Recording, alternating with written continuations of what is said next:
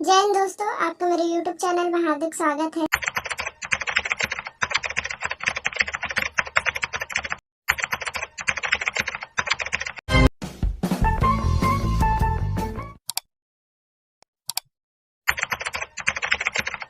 26 जनवरी को छत्तीसगढ़ शासन द्वारा क्या है बेरोजगारी भत्ता 2023 का क्या अलाउंस किया गया है, लेकिन कब मिलेगा क्या होगा इसके बारे में पूरी तरीके से पता नहीं चला है कि माननीय हमारे जो छत्तीसगढ़ शासन के जो अपना मुख्यमंत्री है माननीय भूपेश बघेल जी ने उन्हें क्या मतलब घोषणा किया कि 26 जनवरी को जल्द ही मतलब जितने भी बेरोजगार युवक हैं उनको क्या भत्ता मिलेगा, जितना भी दिया जाएगा, तो उसी के बारे में चर्चा करने वाले। तो देखिए यहाँ पर टॉपिक क्या क्या रहेगा, तो देखिए कब से मिलना स्टार्ट होगा उसके बारे में बात करेंगे, फिर कौन से अभ्यर्थी पात्र होंगे उसके बारे में भी बात करेंगे, और कितना पैसा मिलेगा ये भी देखेंगे, और क्या सभी स्टूडेंट को मिलेगा, मतलब जितना भी स्टूडेंट हैं चाहे वो पहली दूसरी पांचवी आठवीं या जो कॉलेज स्तर के उनको मिलेगा, तो इसके बारे में टू जेड संपूर्ण जानकारी देंगे। यहाँ पर देखिए यहाँ पर एक जो पेपर आया है उसके द्वारा ही हम बात करेंगे किस तरीके से क्या रहेगा। देखिए रोजगार कार्यालय में पंजीयन कराने वालों की तादाद 3 गुना ज़्यादा हुई। अब देखिए पहले तो पात्र कौन से स्टूडेंट होंगे, तो पात्र की बात करूँ तो मैं पात्र ऐसे स्टूडेंट होंगे जिसका रोजगार कार्यालय में पंजीयन हो, ठीक है, जिसका रोजगार कार्यालय में क्या हो पंजीयन हो, और ऐसे पंजीयन जो अभी वाला नहीं, पिछले 2 साल से, ठीक है, पिछले 2 साल से उनका क्या पंजीयन होता रहा हो, मतलब वहाँ पहले से सबमिट रहा हो, ठीक है।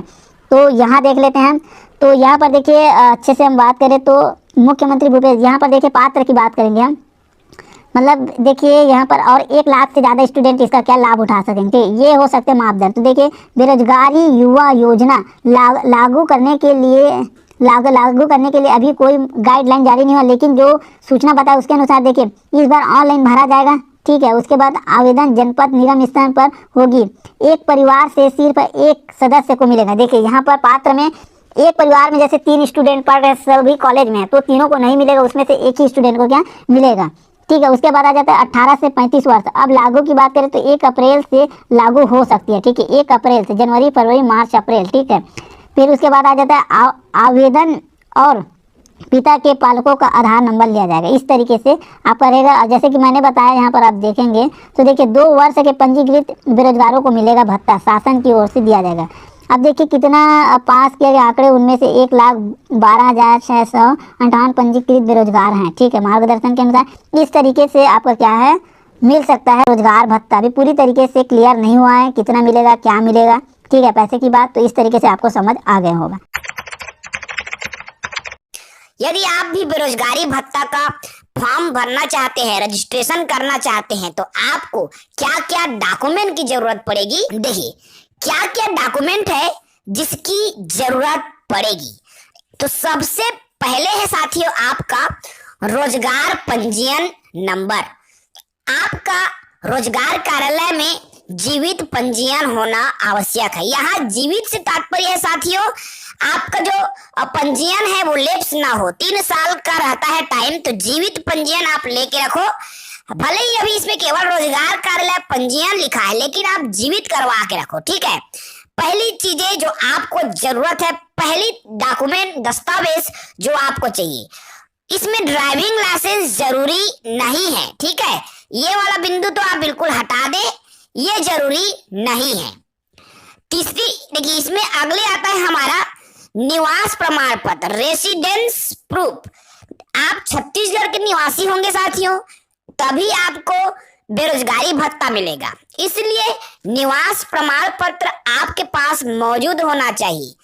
आपके पास राशन कार्ड होना चाहिए, यदि आपका राशन कार्ड आपके पास है तभी आप बेरोजगारी भत्ता के लिए आवेदन कर पाओगे, ठीक है। निवास के साथ साथ आपका ईमेल आईडी भी होना चाहिए, ईमेल आईडी भी बहुत जरूरी है। कुछ भी आपके पास मैसेजेस आते हैं, आजकल ईमेल आईडी भी एक आईडी है, एक पहचान है, एक पता है, ठीक है। मोबाइल नंबर आपका होना चाहिए।